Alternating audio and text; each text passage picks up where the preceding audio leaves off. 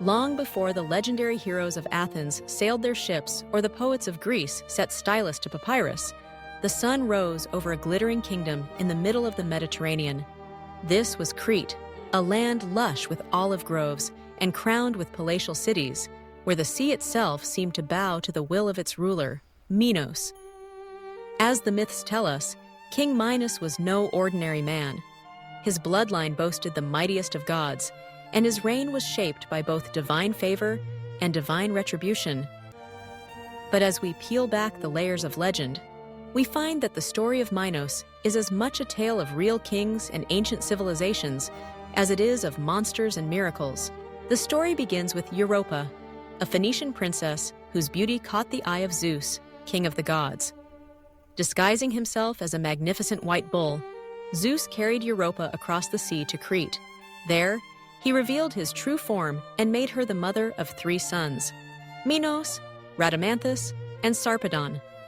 In this way, Minos's very birth was stamped by the extraordinary, marking him as a bridge between gods and mortals, between myth and the earliest echoes of recorded history. As Minos grew, he was destined for greatness. When it came time to claim the throne of Crete, Minos boasted to his rivals that the gods themselves supported his rule. To prove it, he prayed to Poseidon, god of the sea, to send him a snow-white bull as a sign. Poseidon obliged, and the majestic animal emerged from the waves. Minos promised to sacrifice the bull in gratitude, but when the time came, he could not bear to part with such perfection.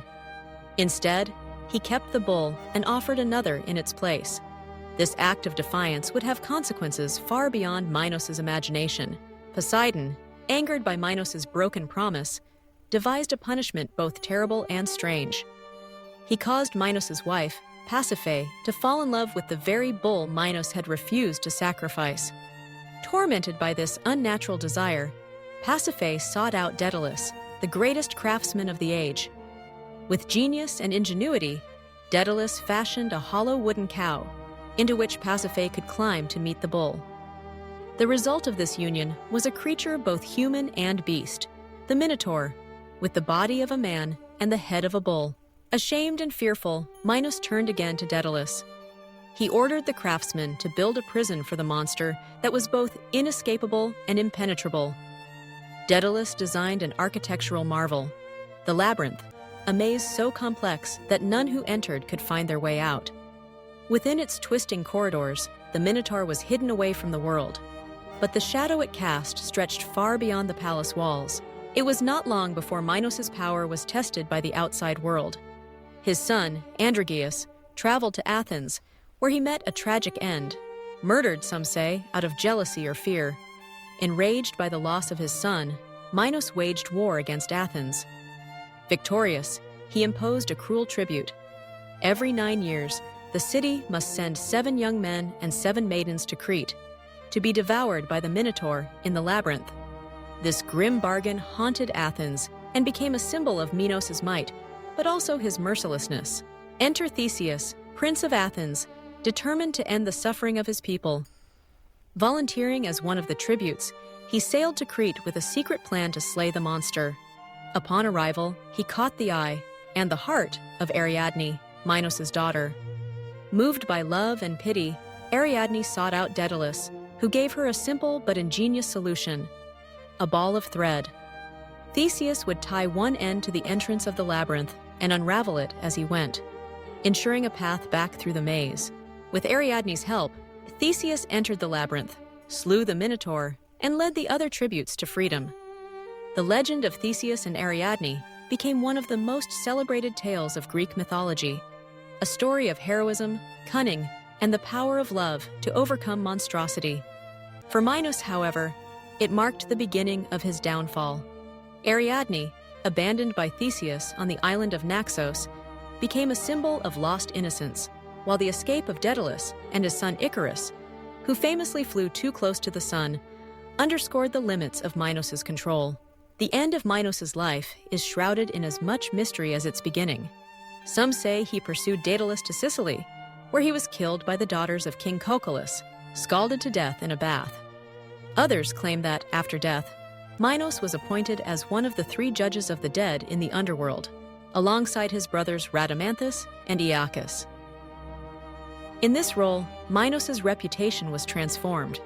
No longer merely a powerful king, he became a symbol of justice, an arbiter who weighed the souls of the dead and ensured that divine law was upheld. Yet the legacy of Minos does not end with myth. Archaeological discoveries on Crete have revealed the ruins of a civilization both advanced and enigmatic. The palace at Knossos, with its sprawling halls and intricate frescoes, speaks of a society that prized art, ritual, and trade. The so-called Minoan civilization, named for the legendary king, flourished from around 2000 to 1450 BCE. Its people built monumental architecture, developed an early system of writing, and established trading networks that reached as far as Egypt and the Near East. But was there ever a real Minos? The answer lies in the patterns of history. Most scholars now believe that Minos was not a single individual, but a dynastic title, much like Pharaoh in Egypt. Each king who ruled from Knossos would have been known as Minos, and over centuries, their deeds and misdeeds were woven together into the tapestry of legend. The image of Minos as both a wise lawgiver and a ruthless tyrant reflects the dual nature of kingship in the ancient world: protector and oppressor, ruler and servant of the gods. In the myths, Minos is remembered for his laws, said to have been given to him by Zeus on the slopes of Mount Ida. The Greek historian Herodotus admired the institutions of Crete and traced their origins to Minos, crediting him with establishing the first navy and bringing order to the Aegean. Yet the same stories paint him as a figure of hubris, punished for defying the gods and inflicting suffering on the innocent. This tension between justice and cruelty lies at the heart of his legend, and perhaps at the heart of all human rulers. The Minotaur's Labyrinth, too, is more than a myth. The ruins of Knossos reveal a palace so complex, with its maze-like corridors and hidden chambers, that ancient visitors may well have believed it was the home of a monster. The bull, sacred to the Minoans, appears again and again in their art, leaping, charging, celebrated in ritual and dance. The story of the labyrinth is a memory, distorted but persistent, of a culture where the boundaries between the human and the divine, the natural and the supernatural, were not so clearly drawn. Today, the story of King Minos endures because it is not just a tale of ancient kings and mythical beasts. It is a story about the origins of power, the dangers of pride, and the ways in which history and myth are forever entwined.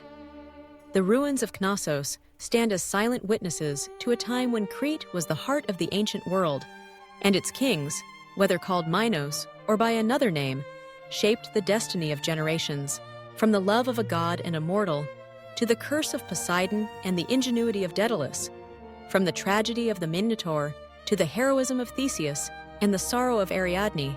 The legend of Minos continues to captivate us.